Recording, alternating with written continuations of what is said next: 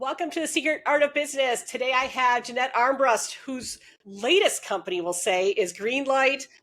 Is it Mentorship Consulting Group? I want to make sure I get that right. Leadership, Greenlight Leadership. leadership. Leadership. See, Mhm. I'm looking at your Facebook page and it's covered. So I tried to cheat it. But okay, Leadership Consulting Group. All right. Yep, Thank yep. you. And I knew that because I follow you on all the socials. So why don't you tell us what Greenlight is all about?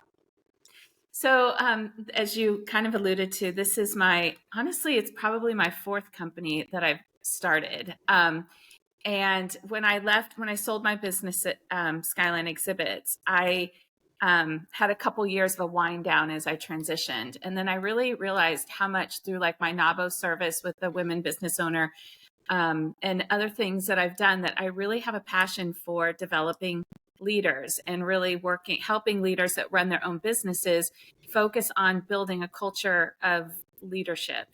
So it's not just them at the helm, but building the leaders around them and Yes. especially the next generation of leaders. So, really focusing on what I think I would call the soft skills of leaders. We all have to run our businesses from a financial perspective or sales perspective, but to run a successful business, I realize, and I know you have too, because you have a great culture at your company, it's really about those soft skills of people development as a leader. So that's really what I focus on, is helping to work with leaders to grow and scale businesses that really provide a culture of leadership.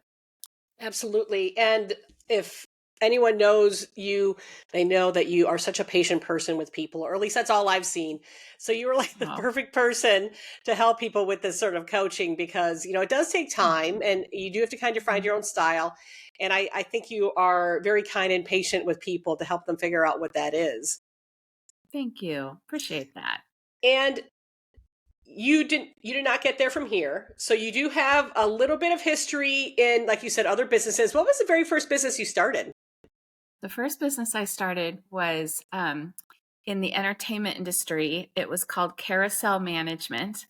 And it was so I started in the record industry and did like when kids music. Do you remember like Raffi and Joni Bartels, and like when there was like that whole wave of kids artists that were out there? And so I worked for a record label. And then when I left LA, because I got engaged and moved to Minnesota, I asked the record label if I could start my own company where I booked these people into fairs and festivals and different things like that. So I started Carousel Management, and I actually booked for, like, when the state fair would have a kids zone area with a kids stage, I Hmm. would book those artists in from RCA Oh, Records fun. and that. So I started, yeah, it was fun. It was I loved it. I had a tiny little office. It was like the size of a closet. And then I actually got hired on to another record label, and then eventually went to work for Sesame Street. So it was kind of a stepping stone when I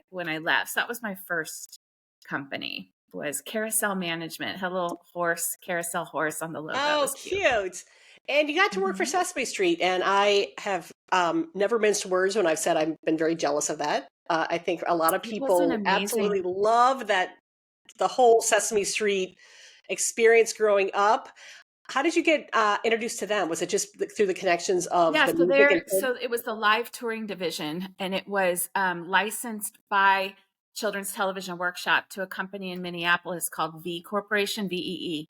And I met them through the record label because they were they had a kids record that they were launching, and the record label. So I worked for them. And then I got introduced to V Corporation because they were making the costumes for this record label's person, kind of like our friend Wendy Yes. did in her business, very similar.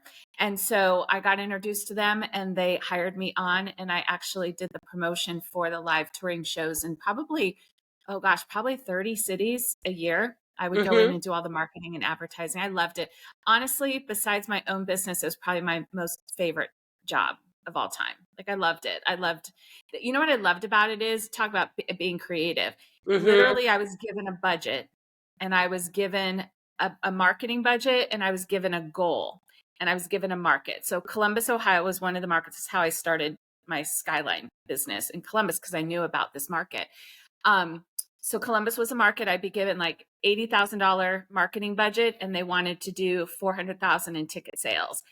And it was like, go make it happen. So I was in charge of all the ad buys, the media buys, setting the show schedules, the ticket prices, everything. But lots of responsibility. But then I was held accountable. So when the show closed, if it didn't make that number, then I had to account for why. And if it didn't, but I tell you, looking back, I learned so much business skills Oh by being yeah. responsible for that. Yeah. And then just being creative, like, where do moms go that I could market the Sesame Street show? So it was really fun. I loved it. Great. It really it sharpened me, and it made me really who I was as a business leader. Oh, that's fantastic. And I think And a I lot should of say, gosh, was. I think a lot of people always have that one job that is the pivot where you're like, okay, now this is setting me up for something really cool. It's So true. yeah, it's that education that you Yeah. just kind of needed in order to propel yourself further. Well, and don't you think as you look back, as you get older, I tell a lot of my younger clients that I work with, or younger leaders, as I'm speaking to them, you're going to look back at some point in your career and go, that's why I had that job. And that's why I Exactly. had that job. Even if it was And you really terrible. can see that thread. Right. Exactly. Well, we learn more from those than we do our fun jobs. But, you'll see this thread, don't you, as you look back on your Yes, life and go, thank goodness I had that horrible job, because at least it taught me I don't want to do that anymore. And you just exactly. look back on this thread. I think that's what is so fun about getting older and more wiser in looking back on your career. And you can really see how things kind of weaved through to make you the person you are today, and Absolutely. even moving forward. Absolutely. And before we move on, I have a very critical question for you, and that is, Mhm. which character in Sesame Street is your favorite? Cookie Monster. Me too. Really? Oh, yes. I used to have a Cookie Monster cup on my, so I mean, my desk at Sesame Street had like paraphernalia of, I looked like a 5-year-old sat at my desk, but the Cookie Monster mug and all that. No, I loved Cookie Monster. It was Same. so fun. And That is seeing so the funny you behind said the that. scenes of the dancers that perform, because it's still a touring show. So Oh any yeah. young parents out there, I highly encourage you to go. I mean, it's so fun. There was nothing like the show curtain opened and the characters came out in that first scene, and to see all the kids like, Yeah. it Yeah, to was really see fun. all the But wide Cookie eyes. Monster's my guy. Cookie Yeah. Monster's my guy. Same. So Mhm. how did you get from Sesame Street to working at Skyline? That's a great question. So one day my husband came home and said, hey, he was working for Skyline at their corporate office. And he said, hey, they're looking at opening up a dealership in Columbus, Ohio, a new market. And I was like, that's interesting. Columbus is a really great market. I knew that because I had done Sesame Street there, and it's a Yep. very unique market for many reasons. And so I said, should look into that. So long story short, wrote a 6-month business plan, sold our house, uh, picked up our 3-year-old and 1-year-old child, knew Oh my nobody. goodness. And I moved to Ohio and started the business on September 1st, 2001. And then 11 days later. So really it was, Mark at the time my husband had worked at at Skyline. And so, and I was at Sesame Street, and I'm like, you know what, we should look into that. Always wanted to be an entrepreneur. And so we pulled the trigger and did it. Yeah. Well, you had a little taste of it, so you had at least an idea what you were getting into. Exactly. But you were there for 16 years, a lot of employees, a lot of recognitions for yourself and for your business. So it was just an amazing opportunity. And then you decided, I've kind of had enough of that. What was it that made you decide that 16 years was long enough? That's another great question. So I feel like as a business owner, you want to obviously sell. It's an asset. So you want to sell when it's at the top of the game. And I knew after coming out of the 2008 recession and building it up to what it was at this really great pinnacle.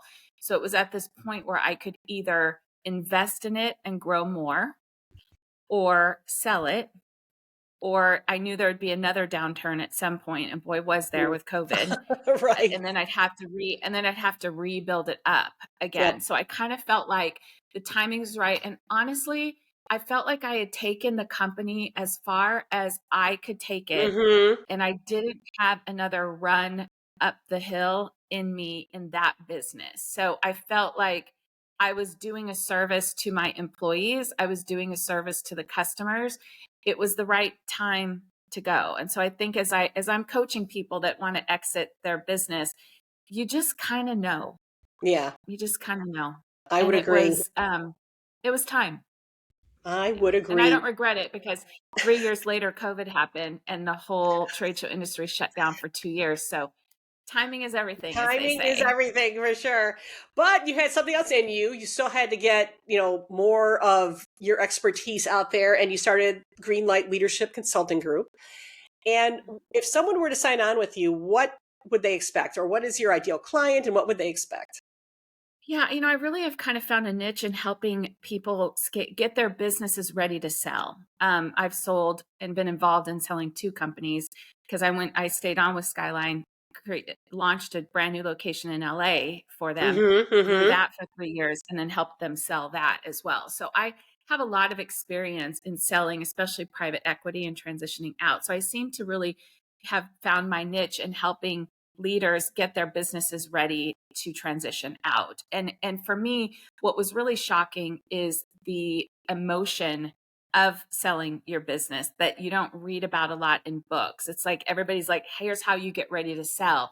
But what happens during the sale Right. is like so much more than that. And then even after the exit, there's a whole winding down period. I remember going, I'm not a business owner anymore. And I lost Yeah. a lot of my identity. So when I work with clients, I seem to be focused in on getting their businesses in a prime position to sell and then kind of coaching them through that. And a lot of it is those soft skills that I talked about. When buyers are looking at your business, it's not just about the financials. It's all those things behind the scenes. What's your culture like? Do you have SOPs in process? Mm-hmm.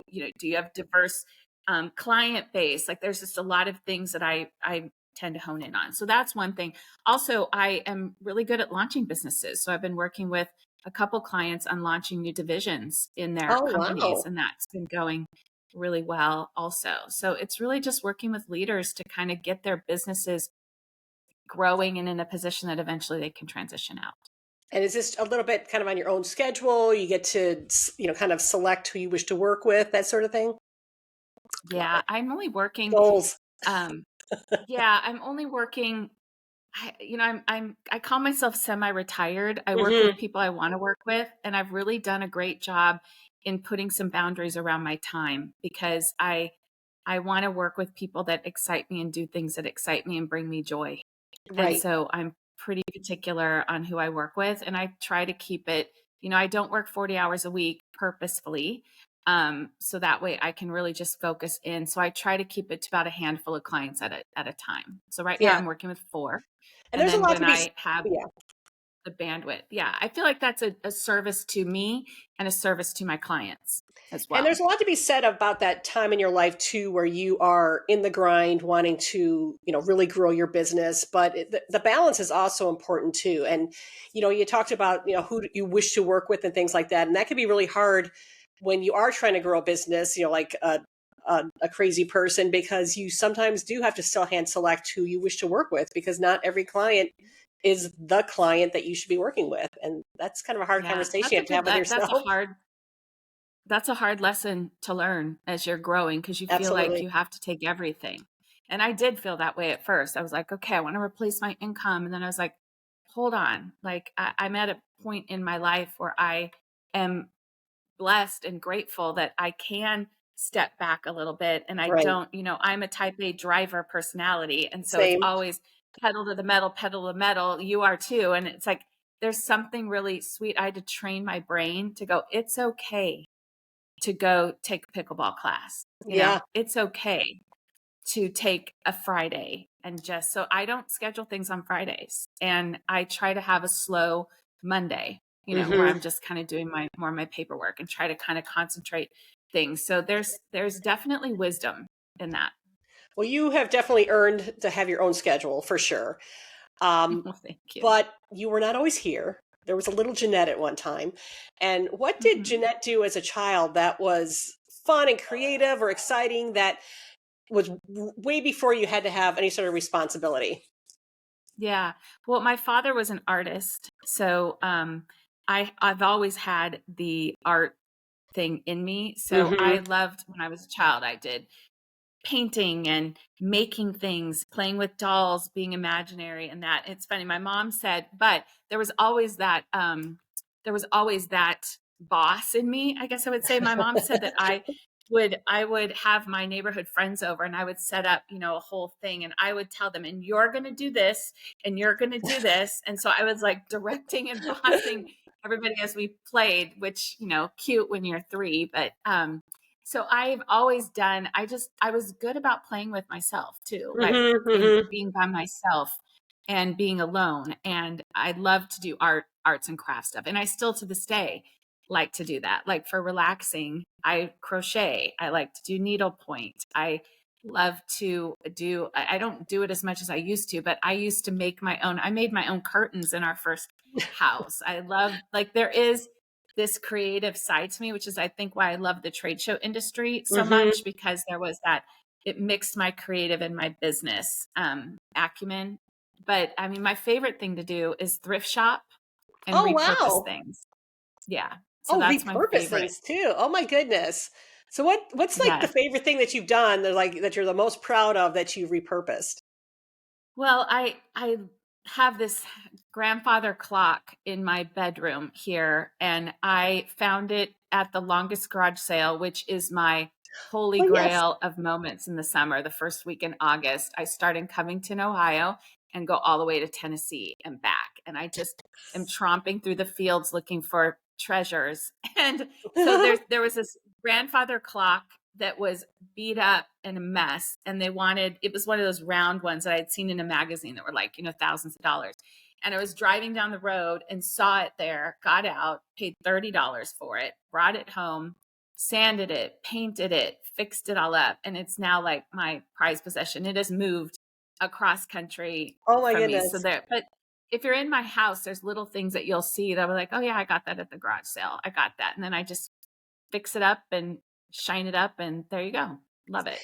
But I'm gonna like guess you tables, probably turning things into tables, I love doing that. It's my favorite thing. I'm gonna guess you probably have some sort of restorative strength in your top 5 strengths, but because I also do that too, where I can kind of see the vision past the junk. My biggest problem has always been houses. Like I will see this junky old house and I see the beauty in it. And I'm like, oh, if only Mhm. somebody could fix that up, it would be so beautiful again. It's the same thing with like tables Yeah. and like you said, grandfather clocks, and it's like that just needs to be polished. Chairs.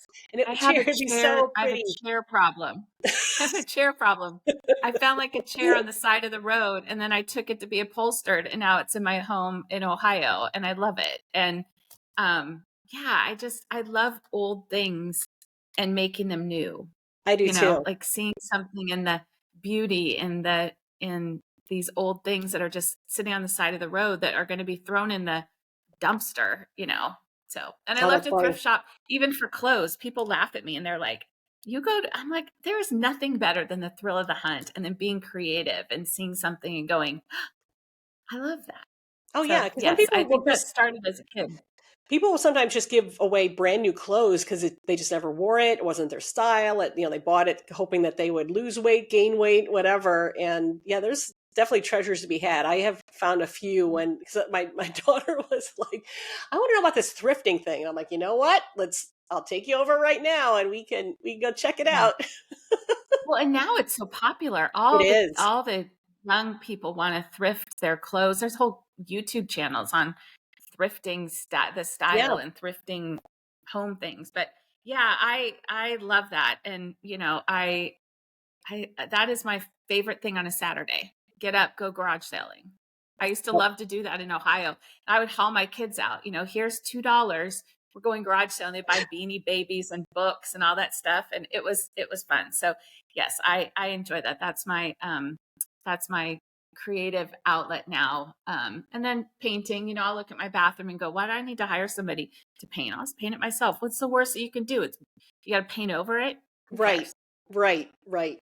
And yeah, and even those little outlets could be so valuable too when you're, have a hard day at work and you're like, you know what, I'm just going to paint and it'll be quiet, or you play a little music or an audiobook or something and just really lean it heavy into that the right side, creative side of your brain, because you'll find that when you go back to work, you have so much more clarity. At least I believe so. Absolutely. Absolutely. I mean, that's why I think for me, in a stressful time, especially when it was in the winter and you couldn't get out, and the kids were younger, I would do needlepoint.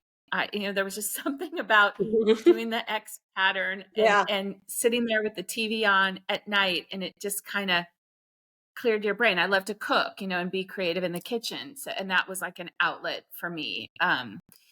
And sewing, and we were in the generation that we had home economics. I mean, I learned how to sew in home right. ec, and learned how to do, we had tons of art options. I did ceramics and all that stuff in school, and now there's not that much available for the kids, and it's really sad. I mean, I don't think my daughter could sew a button on a pair of pants if she needed to, and I learned how in home ec. So I'm Right. sad that we don't have that anymore, and we don't Yeah, and shop, that's a wood really shop, valid and point where, metal shop, and yeah, mhm. where schools are now just leaning so much into those, left brain courses. You need to know math and science and engineering, and all valuable, don't get me wrong, but to eliminate even ceramics where kids can just create something that it's not a black and white answer. It is Mhm. just comes out of your own imagination. That is lacking so much in school. And I know everybody's trying their hardest to make everything work with budgets and things like that. But if there's any opportunity that even at home where people can help kids, like you said, you did things at home when you were a kid that was creative. That is Yeah, just not that. Like, I mean, it'll be such a game changer for kids, and I especially when agree. you get older too.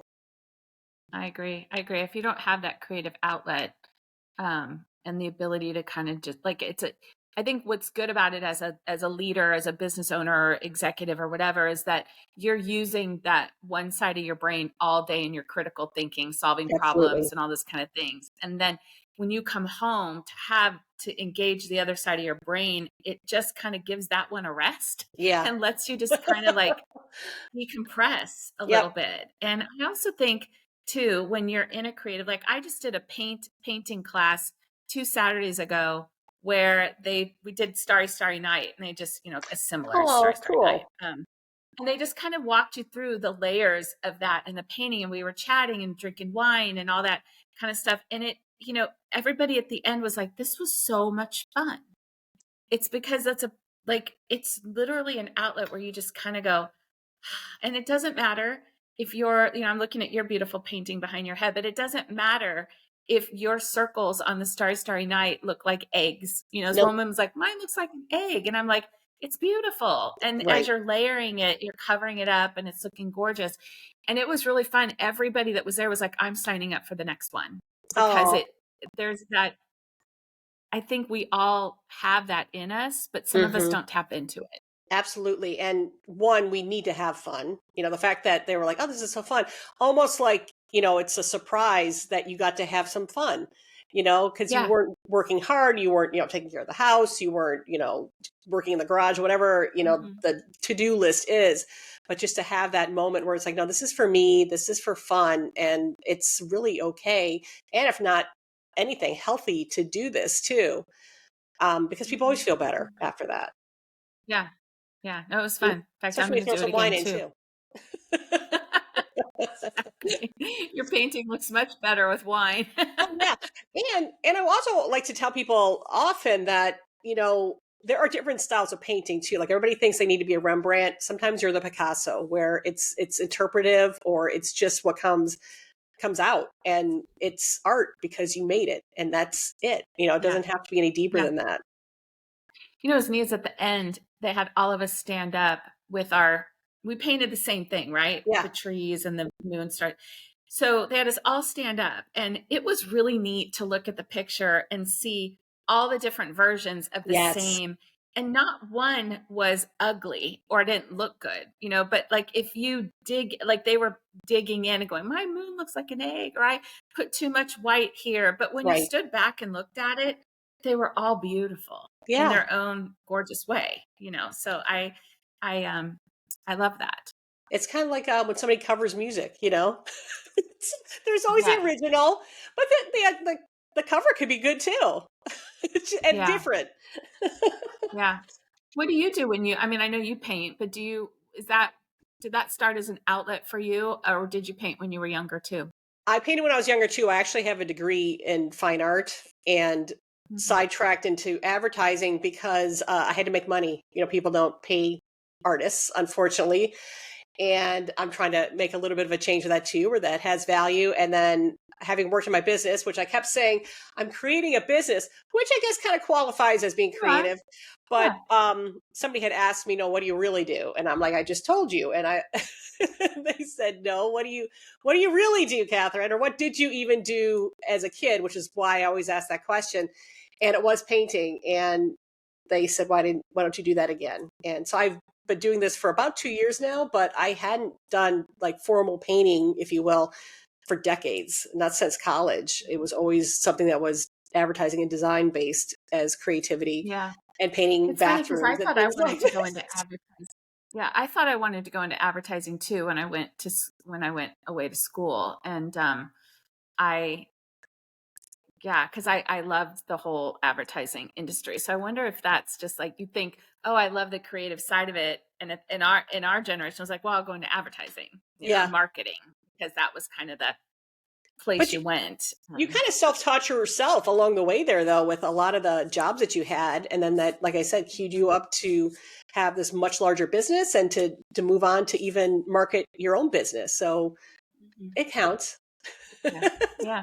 That It does. creativity It does counts. Well, for Jeanette, sure. this has been awesome. And, you know, we Thank got you to for kind of catch asking up me. too, which I'm was so great grateful to too. catch up. Yes. Good to see Exactly. But you. I will have all your information for Greenlight Leadership Consulting Group in the notes so people get a hold of you if they have a need or if they know someone who has a need that involves leadership, selling their own business, everything that you had explained. Um, and I am just happy to see your face. Thank you. Thank you so much. Thank you. Thank you. I appreciate it. It's so good to see you too. I'll catch Hopefully, up with you again soon. Soon, yes, soon. we're telling the world this now, so it's going to happen. Sounds good.